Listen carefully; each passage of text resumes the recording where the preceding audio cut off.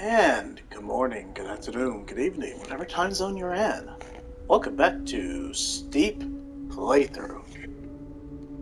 That's it. That's my catchphrase. Now let's get started. I think part of what makes a YouTube streamer, okay. I know what I'm going to say.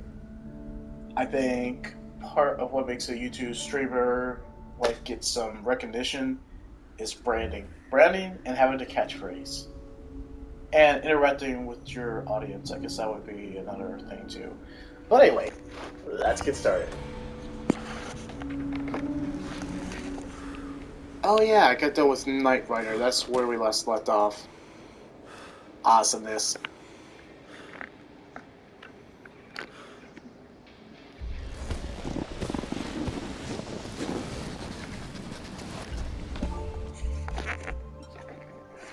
Alright, so this is the game I don't mind actually talking about, something that caught my interest. Obviously, the thing that caught my interest was Gamescom. They're going to be doing that from, I guess the 22nd through, was it the 27th? Don't quote me on that, but I know they're just doing a bunch of games, exclusive looks, behind the scenes, trailers, finally gameplay videos of games that have been long forgotten, or actually, or just reveal trailers in general.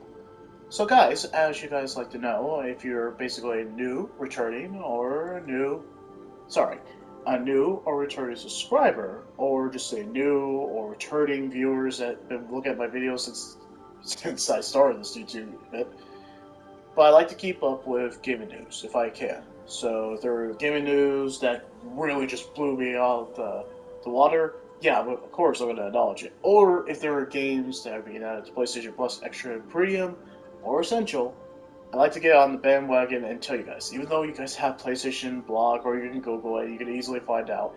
I also like to kind of get your guys' interactivity of what you think about the games. So, of course, let's begin.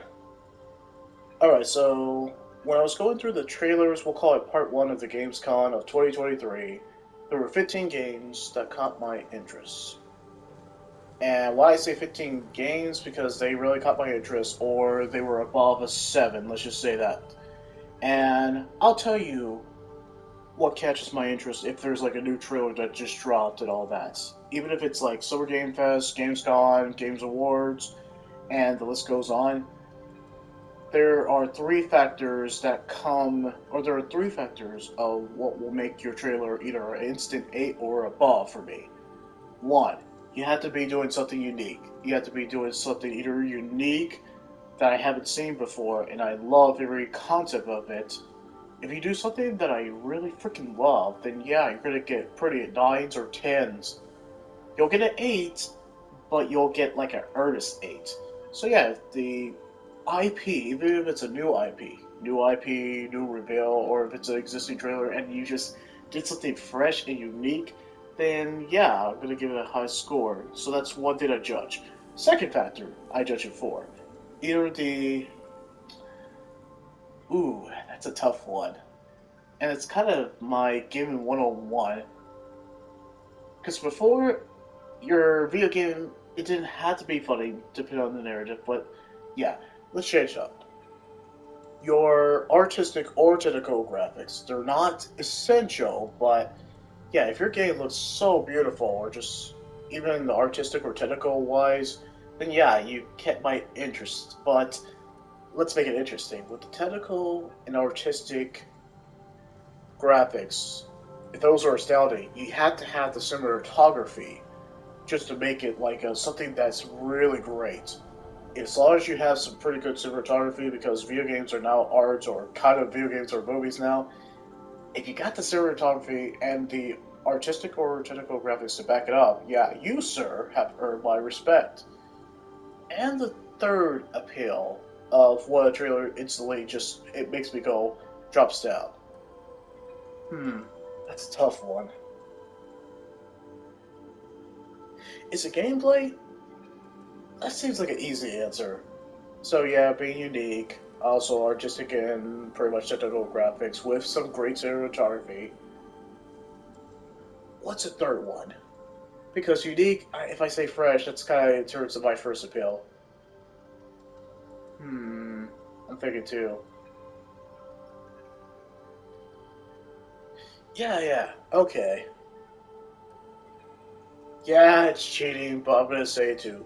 Third thing, because we're a video game industry, you gotta have something that really sticks. Even if you don't have the best gameplay, as long as your narrative, there you go. I have my third appeal. The gameplay, yeah, gameplay. I think that's a major factor too, and I feel like that's cheating because I feel like other people said it before, but I couldn't think of a great third one. But if you have gameplay that pretty much infuses the narrative, especially if it's a strong narrative, like Yakuza, like that Yakuza, the man who erased his name. Even though Yakuza is just doing the same gameplay for that, you know what they do well? The gameplay adds to the narrative. Well, not really, but you see what I mean?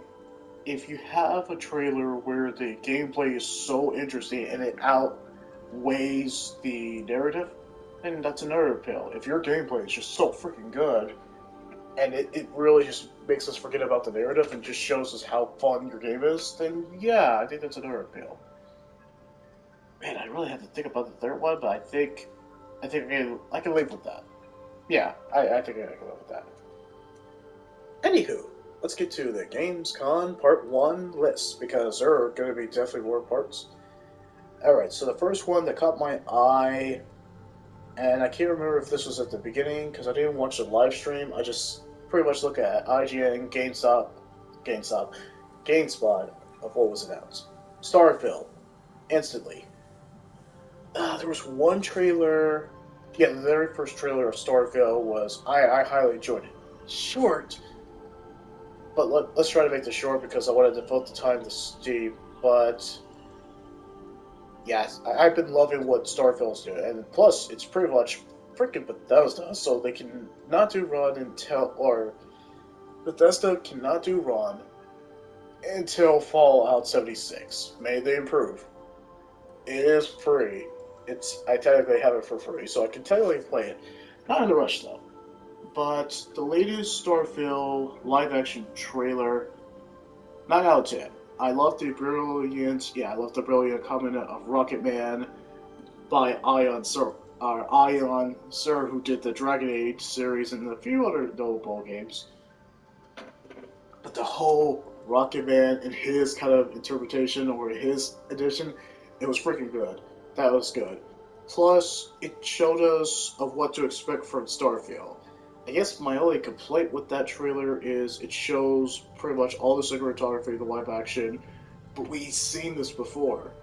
Now it's kind of one of those like we need to see the game release, and it's not bad showing just a live action promoting your game. It was a sweet trailer for what it was. It was super sweet, and I still give it a 9 out of 10 just because it was of Rocket Man and Ion composed by Answer in his way. That pretty much a gorgeous visual, even though it was like action. The pretty much the spacefaring adventures that we what to expect for the game. We're gonna pretty much 99% see it in the game. Yeah, I think it was straight up 9 out of 10. I think it was just because we seen the gameplay in the previous trailers before, and they gave us a better grasp of what to expect from Starfield. I just felt like the live action was it was still deterred us from not looking at the gameplay or not focusing on the gameplay. Maybe they should have shown gameplay. Just pretty much the space astronaut guy or whoever the main hero is should have, besides the kind of aerial space fights like Star Wars, should have showed them on the ground, boots to the ground, kind of like yeah, Star Wars fighting. Maybe that's it. Maybe that was it. Maybe I'm being nitpicky, but I still think it was a solid trailer for what it was. This one's another shocking, and you guys might disagree with me, but I still stand with the statement. Destiny: The Final Shape trailer. Trailer 2. I wasn't a fan of trailer 1. Well, here comes the pitchforks, but yeah, I might have some Destiny fans, probably not, who knows. But I gotta admit, Destiny: The Final Shape, Trailer 2. That one hit me where I live. I don't know why. Maybe it's because I've been playing Destiny for a couple of years. I'm not like a die-hard Destiny fan, but just that whole narration with Ghost talking about why he wake us up. And I was like, oh crap, yeah. I was like, he woke us up in Destiny 1. And I was like, I didn't really care about Destiny 1. I finished Destiny 1. Did not like it as much as I should. Maybe because I didn't play the DLC, but besides the point. It was Ghost's narration, and it was just so personal and emotional. I love that. Plus, we get to see all the characters from the very first game, pretty much. K6, Korra, and Kavala? No, Zavala. But yeah, it's just the fact that it feels like this journey's been leading up to this moment that started since Destiny 1, and I hear that the final shape is pretty much the end of Destiny 2. Like, they're finishing finally Destiny 2. Like, this is the end of that storyline. Until Destiny 3, if they have the balls to do it. But I like the pacing of the trailer. I like Ghost's narration. I like seeing all the characters that we literally have gone through with the years. And it really hits hard because Zavala's pretty much voice actor, sadly, Lance Reddick has passed away. This is gonna, if this is his last performance, if this is his last performance, unless he got replaced, then yeah, it's gonna hit hard. Because he was Zavala, and we kind of got used to him. But yeah, like I said, great pacing, excellent cinematography. The music throughout the whole thing just really built to emotional payoff. It feels like the end. It feels appropriate. If this is gonna be Destiny 2's final DLC, this is a strong way to go out. Yeah, I'm not a Destiny fan, but that one made me want to go immediately to the DLC and well buy it. Yeah, it was a great trailer. I gotta admit, better than the. I think the first trailer showing K6, I think you really hit the emotional heartstring because of what happened to him in that one DLC. It's not a spoiler, we already know. But yeah, I just thought that one was really good. 10 out of 10. 10 out of 10. And I will stand by this statement. You guys can pretty much get pitchforks, but I'm going to stand by it. Third one. Alan Wake 2. 10 out of 10. Get out of here. No, I'm kidding. Alright, so given the short verdict, and I don't care if this takes away from Steve's playthrough because I want to at least talk about Gamescom. It's there's no more trailers. Of course I'm gonna freaking talk about it. Okay, Alan Wake 2. I liked how the I love the atmosphere of how Alan Wake starts. The voice acting is on point. It's fantastic. It's pretty much Remedy. They pretty much 9 out of 10. They get the voice acting solid. I think there was one game. But anyway, besides the point, getting off track a little bit. Besides the atmosphere, I felt like the voice acting is phenomenally excellent. That's one thing. The kind of like the mind screw that's happening between switching with Alan Wake and the second character, that's really well done. The kind of intrigue, the mystery is well done. The graphics look really, really freaking good. It looks good. It looks good. It looks great all around the board. And I like that it's showing us enough to kind of get at least understand the story, but it's not showing us everything. And that's what I loved about Alan Wake 2 when it first got revealed. Well, that second official trailer. You know this is going to be a doozy. And I like that they're going for the mature rating because they went the T rating for Alan Wake, but they could have gone the mature rating. And I love that they're embracing the mature, darker tone because I feel like there's going to be some screwed up stuff that happens. Yeah, so Alan Wake 2, besides, yeah, there's no complaints. Presentation, cinematography, top notch voice acting, great, excellent artistic graphics, great mind screw gameplay that I feel like it's going to be a bigger impact because of the two characters you're going to be playing. I just kind of wish it was co-op, but hey, single player is enough for me. So yeah, 10 out of 10. Mortal Kombat 1. 10 out of 10. Get out of here. No, but make it short and sweet. It was brutal, it was gory, it was pretty much classic Mortal Kombat. Just the fact that now we got introduced to pretty much this Shao Kahn, but I don't think they're calling him Shao Kahn. It's Shao Kahn, and I love it. Yeah, his new move set is pretty boss. Sindel's looks pretty sick in this one too. She looks dope. She looks dope. 10 out of 10. Brutal. I was like, yeah, technical graphics, Mortal Kombat's always killing. I think they have the best graphics in terms of fighting game genre. I think to the day they still do. But besides that, the fatalities are gruesome and brutal appropriately. I love the Morse. Mortal Kombat 1 has not done me wrong. I think the first trailer, when it first got revealed, was a 9 out of 10, but everything that they've been giving us is what we want. We've been seeing very solid gameplay trailer, and they are not letting up, and I love it. 10 out of 10. Presentation, cinematography, fatalities are brutally awesome. So there's that, and I like that we're just getting introduced slowly to the characters. I like that the fighting games are taking its time to introduce the characters, even though it's existing characters. I like that the fighting games are taking the time to introduce what of changing the characters that we know and love, and they're just doing like a unique spin with them. I love it, and this is no different. Keep giving us Mortal Kombat 1 content until the game officially comes out next month. On, what was it, September 19th? Don't go beyond that, too. But 10 out of 10. Had to take a breath, because I think I've been talking a lot. Okay, so number 5, obviously Tekken 8. Am I a Tekken fan? I am. I am. Low key, I am. I think I'm a Street Fighter fan. If you had to, like, pretty much pressure me, Street Fighter fan. Knee jerk, yeah. Knee jerk reaction, Street Fighter.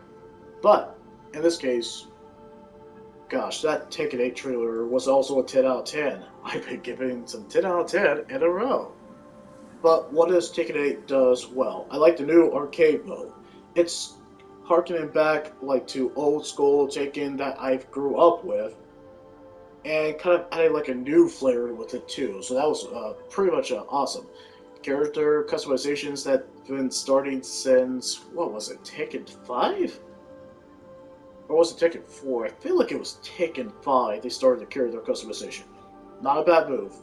I think that was really, I think Tekken 5 is the second greatest Tekken game. Tekken 3 all the way. Tekken 3, hashtag Tekken 3 for life. But what was my appeal with pretty much Tekken 8? 32 characters. Don't quote me on that, but 32 freaking confirmed characters. With all unique gameplay, that's one positive thing. Pretty much technical graphics doesn't rival Mortal Kombat, but it's pretty damn close. So yeah, Tekken 8 presentation cinematography. I think that's a common pattern that you guys have been noticing. Cinematography, pretty much the confirmed fighters that we got, pretty much the arcade mode that we got. Everything that I saw in terms of Tekken 8 just feels like everything's been building up to this point. It's been freaking cool. I just like that we have a pretty much confirmation of what to expect in Tekken 8.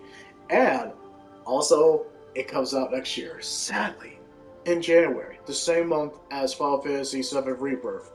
That's a lot of competition. I know Tekken 8's not going to win. I mean, come on, Final Fantasy VII Rebirth. Unless Final Fantasy VII Rebirth tanks, ooh, man, that's so risky at Tekken 8 to come out the same month as Final Fantasy VII Rebirth. Yeah, but still 10 out of 10. I just like that we got a release date. I thought it was going to come out this year, but kind of surprised me to wait it next year. But dude, I can wait.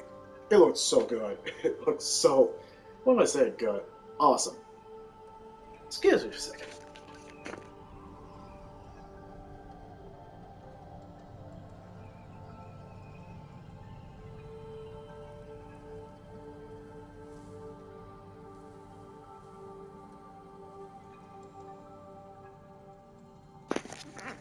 Yeah, I had to take a quick swig. There was just a lot to talk about. How many minutes have I going? 20 minutes. It's okay, it's deep. Alright, so another one. 6-1. Cyberpunk 2077 Phantom Liberty. 9 out of 10. Because the first one, when we first got to see the trailer, pretty much Phantom Liberty, gave that a 10 out of 10. The very first trailer. Second trailer, also 10 out of 10. Great. Now for this one, we get to see more, a little bit more gameplay. But it kind of, it's not as impactful because as the first trailer or second trailer. I mean, we got to see freaking Iris Elba. Yeah, that's how you end a trailer with the surprise cameo from a pretty much well-renowned Hollywood actor. That's how you do it. But this one, we already know Iris Elba's in this, so there was no kind of like, we're gonna see him. But, I mean, there's that appeal of the update. What I enjoy about it is they did show us more gameplay, but it's kind of what we've been there and done that. We seen it if you played enough of Cyberpunk 2077. This is nothing new. There's just more content. Maybe if they showed us more of the story trailer, which they did, so that's kind of what they're kind of running out of ideas until the game officially comes out. There's really nothing more you could show except the launch trailer, because you really did show everything. You didn't show major story, like spoilers, you just showed the story, the guest character, the gameplay.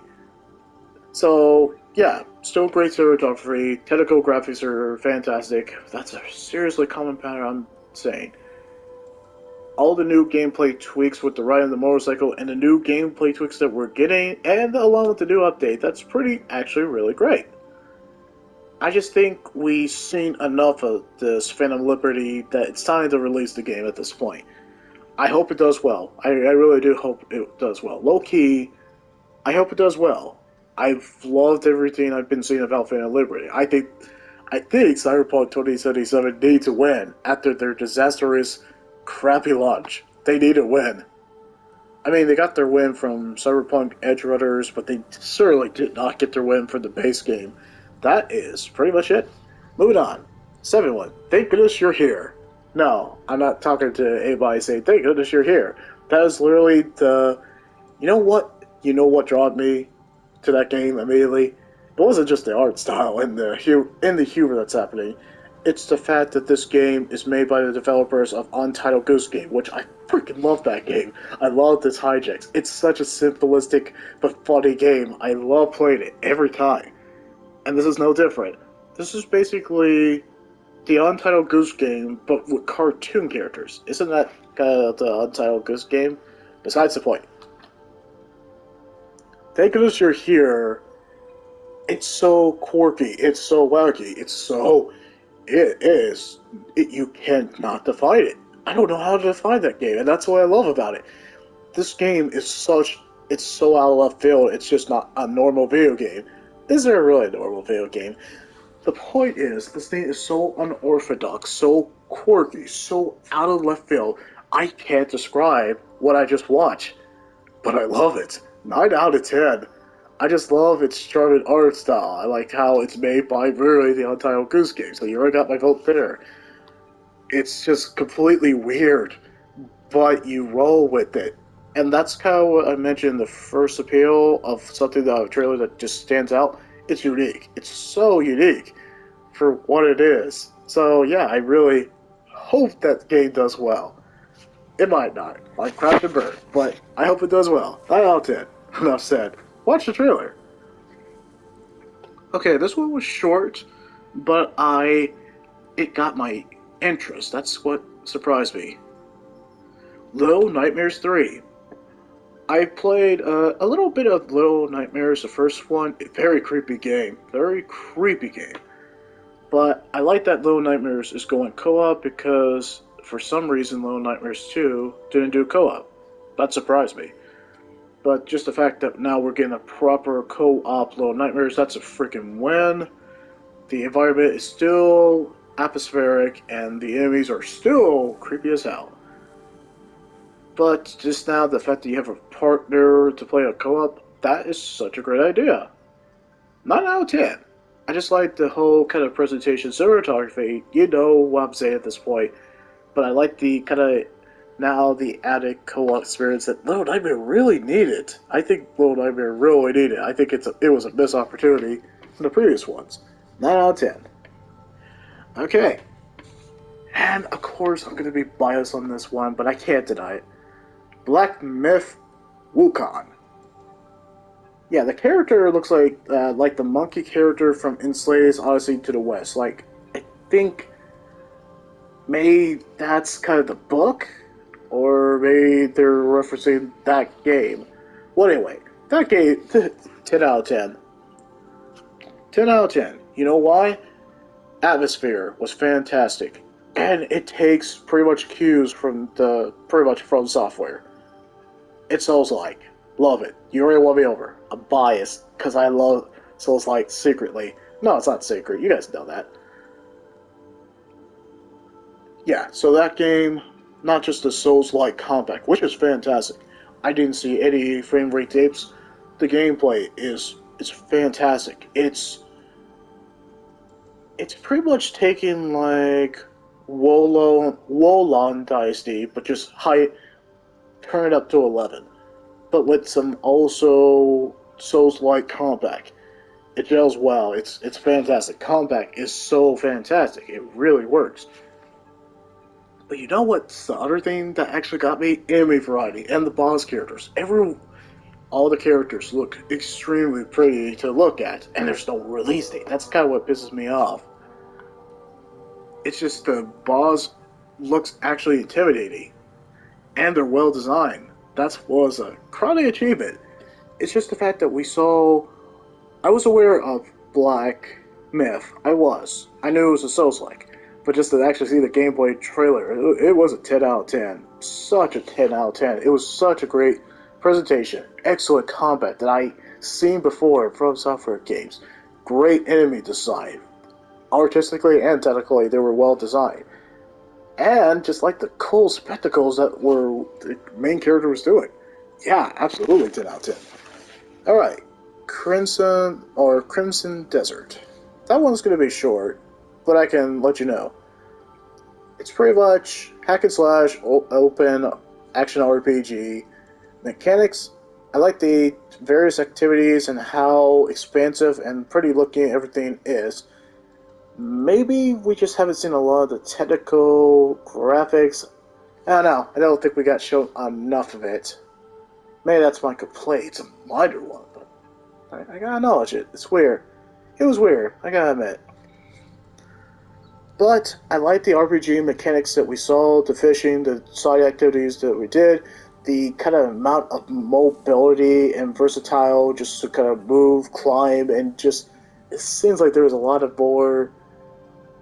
Yeah, your character was definitely flexible, and I like that. So, 8 out of 10, but I think there's room for improvement on that. I think we just need to see more technical graphics, and then I'll be probably sold on it. Probably won't get it, but yeah, there we go.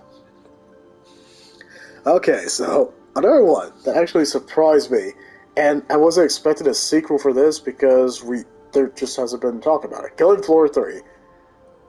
It's a 9 out of 10. It's because we only saw brief gameplay. If we saw more gameplay, I probably would have given it a 10 out of 10, but I love how brutal and disgusting. Well, not really disgusting. It was brutal. It was unrelentingly brutal with that pretty much creative monsters. Love that. Loved every bit. That, from the graphics, the cinematography, from the setup, to pretty much all the kind of very bloody violence.